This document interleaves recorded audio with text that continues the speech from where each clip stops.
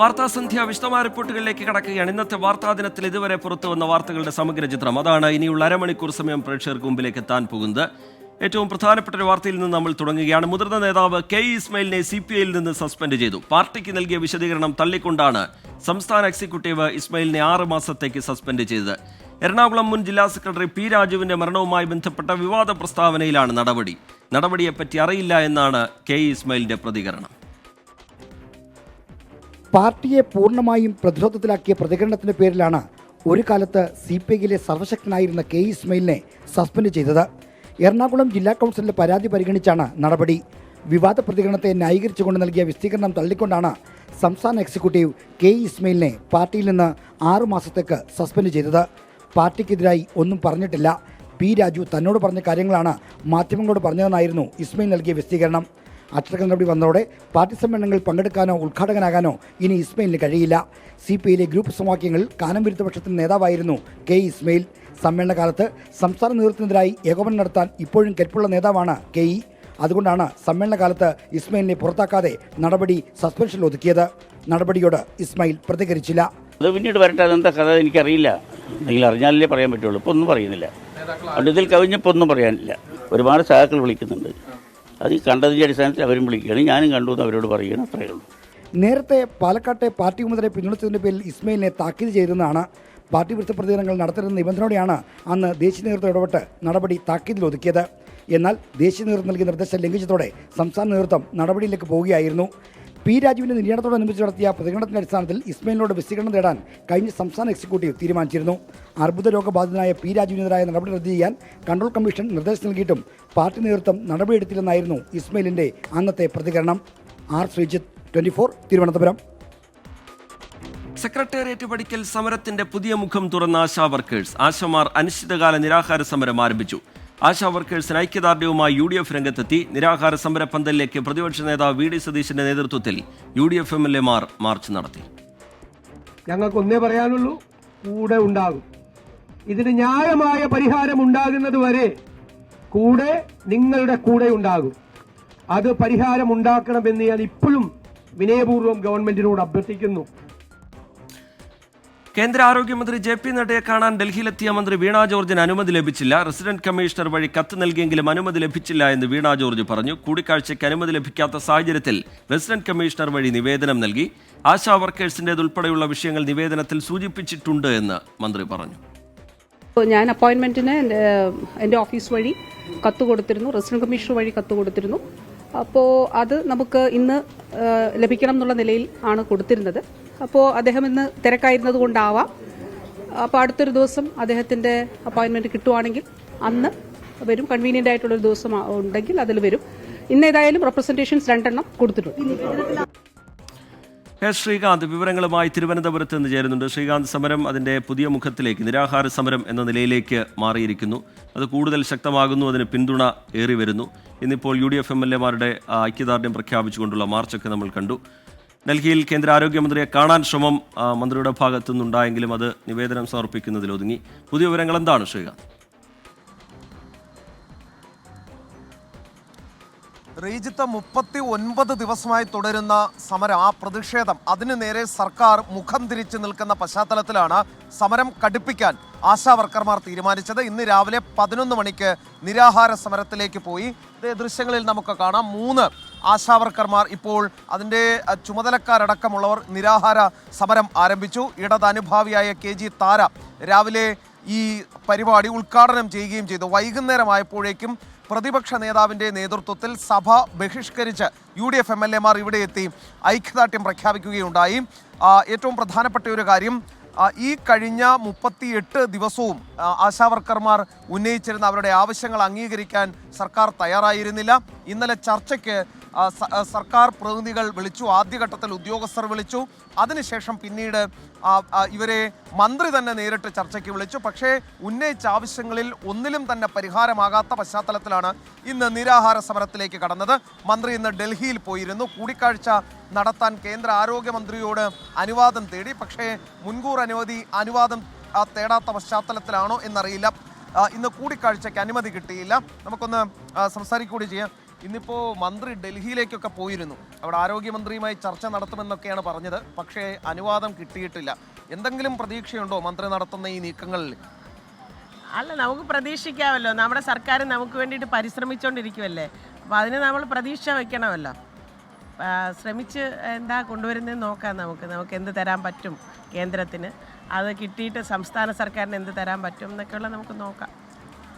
തീർച്ചയായും ആ പ്രതീക്ഷയിൽ തന്നെയാണ് ഈ ആശാവർക്കർമാർ ഇപ്പോഴും ഈ സമരരംഗത്തുള്ളത്. അവർ 39 ദിവസങ്ങൾക്ക് മുൻപ് ഇവിടെ എത്തുമ്പോൾ അവർക്കുണ്ടായിരുന്ന ആവശ്യങ്ങൾ അതിൽ തന്നെ ഉറച്ചു നിൽക്കുന്നു. എന്തായാലും അവരുടെ ആശങ്ക അകറ്റാൻ, അവരുടെ പ്രശ്നങ്ങൾ പരിഹരിക്കാൻ സർക്കാരിനാകട്ടെ എന്ന് കരുതാം.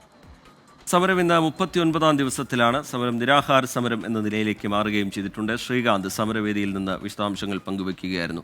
അങ്കണവാടി ജീവനക്കാരുടെ സമരം രാഷ്ട്രീയ പ്രേരിതമെന്ന് മന്ത്രി പി രാജീവ് നിയമസഭയിൽ ചർച്ച ചെയ്ത് പരിഹരിച്ച വിഷയത്തിൽ പെട്ടെന്ന് പന്തൽകെട്ടി സമരം തുടങ്ങിയത് കേട്ടുകേൾവി ഇല്ലാത്തതാണെന്നും മന്ത്രി കുറ്റപ്പെടുത്തി. സമരമെന്ന് കേട്ടാൽ CPIM-ന് പരിഹാസമാണെന്നും തൊഴിലാളി വർഗ പാർട്ടി മുതലാളിത്ത പാർട്ടിയായി മാറിയെന്നും പ്രതിപക്ഷ നേതാവ് വി ഡി സതീശൻ കുറ്റപ്പെടുത്തി. അങ്കണവാടി ജീവനക്കാർ സെക്രട്ടേറിയറ്റ് പടിക്കൽ നടത്തുന്ന സമരം അടിയന്തര പ്രമേയ നോട്ടീസിലൂടെയാണ് പ്രതിപക്ഷം നിയമസഭയിൽ കൊണ്ടുവന്നത്. അങ്കണവാടി ജീവനക്കാരുടെ പ്രശ്നങ്ങൾ സംബന്ധിച്ച് ഈ മാസം 16-ന് ചർച്ച നടത്തി തീരുമാനങ്ങൾ കൈക്കൊണ്ടതാണ്. എന്നിട്ടും സമരത്തിലേക്ക് പോയതിൽ അസ്വാഭാവികതയുണ്ടെന്ന് ആരോഗ്യമന്ത്രിക്ക് വേണ്ടി മറുപടി പറഞ്ഞ നിയമമന്ത്രി പി രാജീവ് ആരോപിച്ചു. എവിടെയെങ്കിലും ഇങ്ങനെ ഒരു കരാറോ ഒരു തീരുമാനം എത്തിക്കഴിഞ്ഞാൽ ആ തീരുമാനം പരിശോധിക്കുമ്പോൾ 6 മാസം കഴിഞ്ഞാൽ യോഗം ചേരുമെന്നത് ഉൾപ്പെടെ തീരുമാനിച്ചാൽ പിറ്റേ ദിവസം പമ്പര് കെട്ടി സമരത്തിനിറങ്ങിയ ചരിത്രം എപ്പോഴെങ്കിലും ഉണ്ടായിട്ടുണ്ടോ ട്രേഡ് യൂണിയന്? ഏതെങ്കിലും കാലഘട്ടത്തിൽ സമരത്തിലേക്ക് പോകാം. കോടതിയിൽ പോയത് എപ്പോഴാ? അതിനാണോ സമരം? അങ്കണവാടി ജീവനക്കാരോട് അനുഭാവമുണ്ടെന്ന് പറയുന്ന സർക്കാർ വേതനം കൂട്ടണം എന്ന കോടതി വിധിക്കെതിരെ അപ്പീൽ പോയത് എന്തിന് എന്നായിരുന്നു പ്രതിപക്ഷത്തിന്റെ ചോദ്യം. ആശാസമരത്തെ വിമർശിക്കുന്ന ആരോഗ്യമന്ത്രി ഏത് സമരത്തിലാണ് പങ്കെടുത്തതെന്നും പ്രതിപക്ഷം ചോദിച്ചു. ബഹുമാന്യായ നമ്മുടെ ആരോഗ്യ വനിതാ ശിശുക്ഷേമ വകുപ്പ് മന്ത്രി ഏത് തൊഴിലാളി സമരത്തിന്റെ മുൻനിരയിലാണ് സാർ അവരുണ്ടായിരുന്നത്? എത്ര സമരങ്ങളിലാണ് സാർ അവർ അറസ്റ്റ് വരിച്ചത്? എത്ര പോരാട്ടങ്ങളിലാണ് സാർ അവർക്ക് പരിക്ക് പറ്റിയത്? എത്ര തവണയാണ് സാർ അവർ ജയിൽവാസം?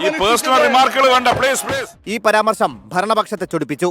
ഓരോ രാഷ്ട്രീയ പാർട്ടി അധ്യക്ഷന്മാരുടെ ജീവിതത്തിൽ എന്തെങ്കിലും ഒരു പൊതുസമരത്തിൽ നിന്നിട്ടുണ്ടോ എന്നൊരു ചോദ്യം അങ്ങോട്ട് വന്നാൽ എവിടെ നിൽക്കും? ലഭിക്കുന്ന വേതനം വീട്ടിൽ കൊണ്ടുപോകാൻ കഴിയാതെ വാടകയ്ക്കും പച്ചക്കറിക്കും പാലിനും കൊടുക്കേണ്ട പരിതാപകരമായ അവസ്ഥയാണ് അങ്കണവാടി ജീവനക്കാരുടേതെന്ന് പ്രതിപക്ഷം ചൂണ്ടിക്കാട്ടി. അത്തരക്കാരെയാണ് സർക്കാർ പരിഹസിക്കുന്നതെന്നും പ്രതിപക്ഷം കുറ്റപ്പെടുത്തി. ഒരു മാസം ഈ കഠിനാധ്വാനം ചെയ്ത് കിട്ടുന്ന പൈസ വീട്ടിൽ കൊണ്ടുപോകാൻ പറ്റുമോ? എന്ത് ചെയ്യണം?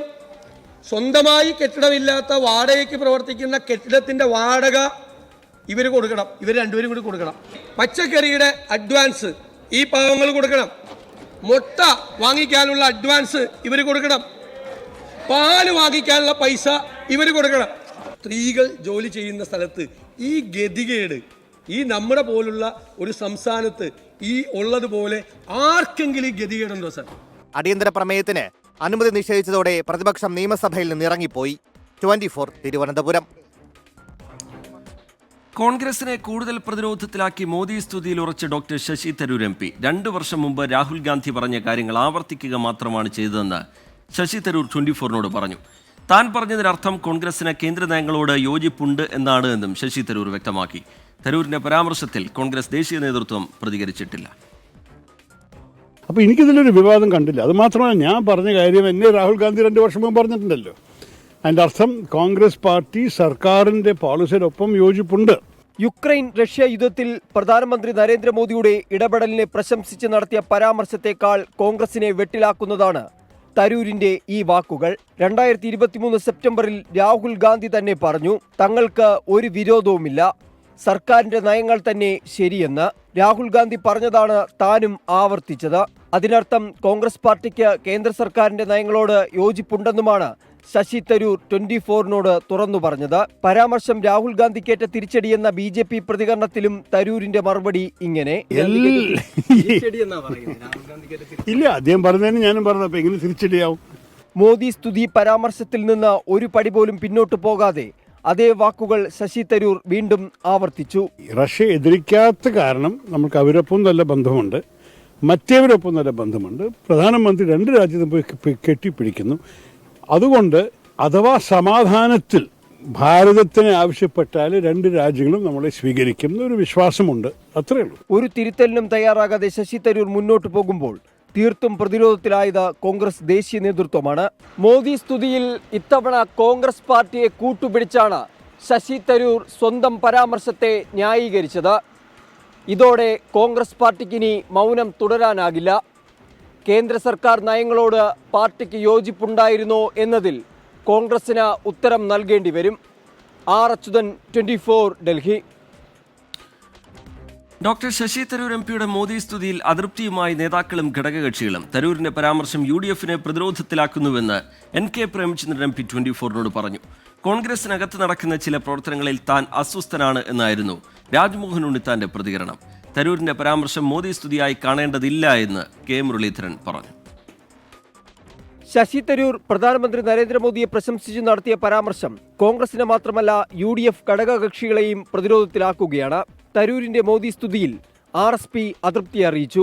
തരൂരിന്റെ പരാമർശങ്ങൾ UDF-നെയും ഇന്ത്യ മുന്നണിയെയും പ്രതിരോധത്തിലാക്കുന്നുവെന്ന് NK പ്രേമചന്ദ്രൻ MP 24-നോട്. സമീപകാലത്തെ അദ്ദേഹത്തിന്റെ പല പ്രതികരണങ്ങളും UDF-നെ പ്രതിരോധത്തിലാക്കുന്നു എന്നുള്ളൊരു വസ്തുതയാണല്ലോ. UDF-നെ മാത്രമല്ല ഇന്ത്യ മുന്നണിയെയും പല ഘട്ടങ്ങളിലും പ്രതിരോധത്തിലാക്കുന്ന പ്രതികരണങ്ങളാണ് ശ്രീ ശശി തരൂരിന്റെ ഭാഗത്തുനിന്നുണ്ടാകുന്നത്. തരൂരിനെതിരെ കോൺഗ്രസ് നേതാക്കളും തുറന്നടിച്ചു. പ്രതിയോഗികൾക്ക് അടിക്കാൻ ആയുധം നൽകുന്നത് തരൂർ ആവർത്തിക്കുന്നുവെന്ന് MP രാജ്മോഹൻ ഉണ്ണിത്താൻ 24-നോട്.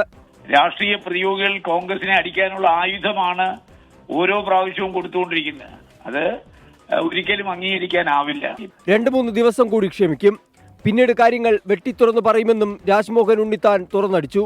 തരൂരിന്റെ പരാമർശം മോദി സ്തുതിയായി പറയണ്ട എന്നായിരുന്നു K മുരളീധരന്റെ പ്രതികരണം. അതിനൊരു അഭിനന്ദനെന്ന് കണക്കാക്കണ്ട, അതല്ലാതെ അതിന് മോഡി സ്തുതി എന്ന് പറഞ്ഞിട്ട് അതിനെ മാറ്റേണ്ട കാര്യമില്ല എന്നാണ് എനിക്ക് ഒരു റീഡിംഗ് തോന്നിയത്. കോൺഗ്രസ് പാർട്ടിയുടെ യോജിച്ചുള്ള മുന്നോട്ട് പോക്കിന് തരൂരിന്റെ പ്രസ്താവനകൾ വെല്ലുവിളി ഉണ്ടാക്കുന്നുവെന്നാണ് ഭൂരിഭാഗം നേതാക്കളുടെയും അഭിപ്രായം. ആർ അച്യുതൻ, 24, ഡൽഹി. വാർത്താസന്ധ്യയിലേക്ക് വീണ്ടും അക്രമത്തിനും ലഹരിക്കുമെതിരെ 24-ന്റെ ജനകീയ പ്രതിരോധ യാത്ര തുടരുന്നു. SKN40 4-ാം ദിനം.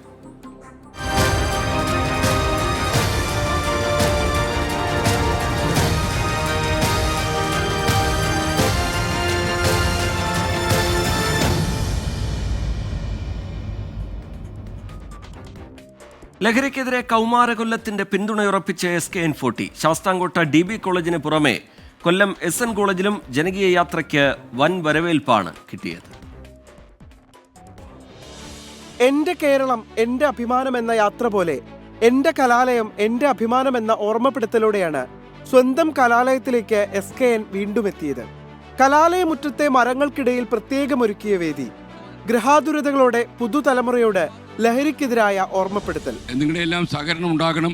നമുക്ക് വളരെ കുറച്ച് ദിവസങ്ങൾക്കുള്ളിൽ മാരകമായ വിപത്തിൽ നിന്ന് കേരളത്തെ മോചിപ്പിച്ചെടുക്കണം. ഇത് നിങ്ങൾ ധൈര്യമായിട്ട് വിശ്വസിച്ചോളൂ. MDMA പോലെയുള്ള മാരകമായ ലഹരി വസ്തുക്കൾ ഉപയോഗിക്കുന്നത് കൊണ്ട് തന്നെയാണ് പല ആളുകളും കൊലക്കത്തി കയ്യിലെടുക്കുന്നത്. അവൻ്റെ കൊലക്കത്തി താഴെ ഇടണമെങ്കിൽ ആദ്യം നമ്മൾ ലഹരിയുടെ വേരിറക്കണം. ഈ ലഹരിയും ഇതുമായി വളരെ ബന്ധപ്പെട്ട് കിടക്കുന്നതുകൊണ്ട് ആ വേര് ആദ്യം മറക്കാനാണ് നമ്മൾ ശ്രമിക്കുന്നത്. ലഹരി വിരുദ്ധ പ്രതിജ്ഞ ചൊല്ലിക്കൊടുത്ത ശേഷം വിദ്യാർത്ഥികളുമായി കൊച്ചു വർത്തമാനം. അത് കഴിഞ്ഞ് 2ാം വർഷ സുവോളജി വിദ്യാർത്ഥിനിയും കലാതിലകവുമായ ദൃശ്യയുടെ മനോഹര ഗാനം.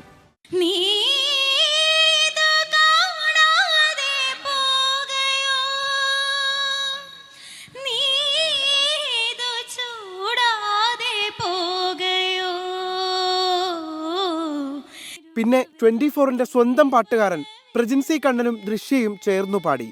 കാത്തിരിപ്പോവിങ്ങലല്ലേ മൗനം തീരില്ലേ. കോളേജ് പ്രിൻസിപ്പൽ SV മനോജിലെ പാട്ടുകാരനെ കണ്ടെത്താനും SKN40 വേദിയായി. മഞ്ഞലയിൽ മുങ്ങിത്തോർത്തി ധനുമാസ ചന്ദ്രിക വന്നു, നിന്നെ മാത്രം കണ്ടില്ലല്ലോ, നീ മാത്രം വന്നില്ലല്ലോ, പ്രേമ ചകോരി ചകോരി ചകോരി. ബോട്ടണി അധ്യാപിക അർച്ചനയും വിദ്യാർത്ഥികളും പാട്ടുമായി വേദിയിലെത്തി. തെന്നലും മകളിയോ കുഞ്ഞു തുമ്പി തമ്പൊരു മീട്ടിയോ, ഉള്ളിലെ മാമയിൽ നീലപ്പീലികൾ പറച്ചിലുമൊക്കെയായി ലഹരിക്കെതിരായ ക്യാമ്പസിനെ പാകപ്പെടുത്തി SKNഉം ടീം 24ഉം അടുത്ത ലക്ഷ്യസ്ഥാനത്തേക്ക്. 24 കൊല്ലം. കാസർഗോഡ് പരപ്പച്ചാലിൽ കേരള ബാങ്കിന്റെ അതിക്രമത്തിനിരയായ ജാനകിക്കും കുടുംബത്തിനും ആശ്വാസം. ചേറ്റനാടി തൃക്കപ്പിലാവ് സ്വദേശി ജാനകി കേരള ബാങ്കിന്റെ നീലേശ്വരം ശാഖയിൽ നിന്നെടുത്ത വായ്പ തിരിച്ചടച്ചു. ജാനകിയുടെയും കുടുംബത്തിനെയും അവസ്ഥ 24 പുറത്തു കൊണ്ടുവന്നതിന് പിന്നാലെയാണ് ആലപ്പുഴ ചേർത്തല സ്വദേശി ഉണ്ണികൃഷ്ണൻ ലോൺ തിരിച്ചടച്ചത്. സാധനമുണ്ട്, പിന്നെ കണ്ണ് കാണുന്നില്ല, അങ്ങനെ വയസ്സുണ്ട്, ഗുളികയിലിങ്ങനെ നിൽക്കുന്നു പോകുന്നതല്ലേ. ഇന്നലെ വൈകിട്ട് 5 മണിക്ക് ജാനകിയുടെ ചികിത്സയ്ക്കായി കുടുംബം ആശുപത്രിയിൽ പോയ സമയത്തായിരുന്നു ജപ്തി നടപടികൾ. ജാനകിയും മകൻ വിജേഷും ഭാര്യയും വീട്ടിലെത്തിയപ്പോഴാണ് വീട് സീൽ ചെയ്ത നിലയിൽ കണ്ടത്. 2 ലക്ഷം ഉണ്ടായത്. അപ്പോൾ ഞാനിങ്ങനെ ചികിത്സ ചെയ്തെല്ലാം തെങ്ങുമെന്ന് വീണതിന് ശേഷം ഇത് അടക്കാൻ പറ്റാത്തതുകൊണ്ട് ഇത് ഇപ്പോഴത് നിലവിൽ 6.5 ലക്ഷമായി എന്നാണ് അവർ പറയുന്നത്. 3ഉം 7ഉം വയസ്സുള്ള 2 പെൺകുട്ടികളെയും കൊണ്ട് കുടുംബം പെരുവഴിയിലായി. ഒന്ന് ശരിയായിട്ട് ഉറങ്ങിയിട്ട് പോലുമില്ല. ഈ സമയം വരെ ഞങ്ങൾക്ക് സമാധാനം എന്ന് പറഞ്ഞ് കിട്ടുന്നത് ഇപ്പോഴാണ്. 24 ചാനലിലൂടെ ആ വാർത്തയെ സംബന്ധിച്ച് ഇട്ടതുകൊണ്ട് പിന്നെ മലപ്പുറം ചേർത്തലയിലുള്ള ഒരു ചേട്ടൻ ഞങ്ങളെ സഹായിച്ചു. ആ ചേട്ടന് ഒരുപാട് നന്ദിയുണ്ട്. കുടുംബത്തിന്റെ ദുരിതം ശ്രദ്ധയിൽപ്പെട്ടതോടെ ആലപ്പുഴ ചേർത്തല സ്വദേശി ഉണ്ണികൃഷ്ണൻ ജാനകിക്കും മക്കൾക്കും ആശ്വാസവുമായി എത്തി. കേരള ബാങ്കിന്റെ നീലേശ്വരം ശാഖയിൽ അടക്കേണ്ട തുക ഉണ്ണികൃഷ്ണൻ തിരിച്ചടച്ചു. നടപടിക്രമങ്ങൾ പൂർത്തിയാക്കി ഇന്ന് തന്നെ ജാനകിക്ക് വീട് തുറന്നുകൊടുക്കും. 24 കാസർഗോഡ്. ഛത്തീസ്ഗഡിൽ വൻ മാവോയിസ്റ്റ് വേട്ട. 2 ഇടങ്ങളിലായി നടന്ന ഏറ്റുമുട്ടലിൽ ഇതുവരെ 30 മാവോയിസ്റ്റുകളെ വധിച്ചു. ബിജാപൂർ ദന്തേവാഡ അതിർത്തിയിലെ ഏറ്റുമുട്ടലിൽ 26 മാവോയിസ്റ്റുകളെയും കാങ്കറിലെ ഏറ്റുമുട്ടലിൽ 4 മാവോയിസ്റ്റുകളെയും വധിച്ചു. ഏറ്റുമുട്ടലിൽ ഒരു ജവാൻ വീരമൃത്യു വരിച്ചു. മേഖലയിൽ ഇപ്പോഴും ഏറ്റുമുട്ടൽ തുടരുകയാണ്. മാവോയിസ്റ്റ് വിരുദ്ധ നടപടിയിൽ സുരക്ഷാസേനയെ കേന്ദ്ര ആഭ്യന്തരമന്ത്രി അമിത്ഷാ അഭിനന്ദിച്ചു. നക്സൽ മുക്ത ഭാരത് അഭിയാനിൽ സുരക്ഷാസേന മറ്റൊരു വിജയം കൂടി കൈവരിച്ചെന്ന് അമിത്ഷാ പറഞ്ഞു. മാവോയിസ്റ്റുകൾക്കെതിരെ ഒരു വിട്ടുവീഴ്ചയും ഇല്ലാത്ത നയം സ്വീകരിക്കുമെന്നും അമിത്ഷാ വ്യക്തമാക്കി. വാർത്തകളിലേക്ക് വീണ്ടും. IPLൽ രാജസ്ഥാൻ റോയൽസിനെ ആദ്യ മത്സരങ്ങളിൽ നയിക്കാൻ സഞ്ജു സാംസൺ ഉണ്ടാകില്ല. റിയാൻ പരാഗ് പകരം ടീമിനെ നയിക്കും. ഇംഗ്ലണ്ടിനെതിരായ 2020 പരമ്പരയ്ക്കിടെയാണ് മലയാളി താരം സഞ്ജു സാംസന്റെ വിരലിന് പരിക്കേറ്റത്. ശസ്ത്രക്രിയയ്ക്ക് ശേഷം പരിശീലനം പുനരാരംഭിച്ച താരത്തിന് IPLൽ ബാറ്റ് ചെയ്യാനുള്ള അനുമതി മാത്രമാണ് BCCI മെഡിക്കൽ ടീം നൽകിയത്. എന്നാൽ വിക്കറ്റ് കീപ്പറാകുന്നതിന് NOC ഇല്ല. ഇതോടെയാണ് രാജസ്ഥാൻ റോയൽസിന്റെ ആദ്യ 3 മത്സരങ്ങളിൽ റിയാൻ പരാഗിനെ നായകനാക്കാൻ തീരുമാനിച്ചത്. ടീം അംഗങ്ങൾ ഉൾപ്പെടെയുള്ളവരോട് പ്രഖ്യാപനം നടത്തിയത് സഞ്ജു തന്നെ. ബാറ്റർ റോളിൽ സഞ്ജു ഇമ്പാക്ട് പ്ലെയറായി കളിക്കുമെന്നാണ് സൂചന. 2019 മുതൽ രാജസ്ഥാൻ റോയൽസിനൊപ്പമുള്ള റിയാൻ പരാഗിന് ആഭ്യന്തര ക്രിക്കറ്റിൽ അസമിനെ മികച്ച രീതിയിൽ നയിച്ചതാണ് തുണയായത്. കഴിഞ്ഞ സീസണിൽ 573 റൺസോടെ രാജസ്ഥാന്റെ ടോപ്പ് സ്കോററും പരാഗായിരുന്നു. 23-ന് സൺറൈസേഴ്സ് ഹൈദരാബാദിനെതിരെയാണ് രാജസ്ഥാന്റെ ആദ്യ മത്സരം. 26-ന് കൊൽക്കത്ത നൈറ്റ് റൈഡേഴ്സിനെയും 30-ന് ചെന്നൈ സൂപ്പർ കിങ്സിനെയും നേരിടും. ഏപ്രിൽ 5-ന് പഞ്ചാബ് കിങ്സിനെതിരായ മത്സരത്തിലായിരിക്കും ക്യാപ്റ്റനായുള്ള സഞ്ജുവിന്റെ മടങ്ങിവരവ്. Sports desk 24. കാലാവസ്ഥാ റിപ്പോർട്ട്. ഇപ്പോഴത്തെ കാലാവസ്ഥ സമർപ്പിക്കുന്നത് Berger paints 100 years of trust.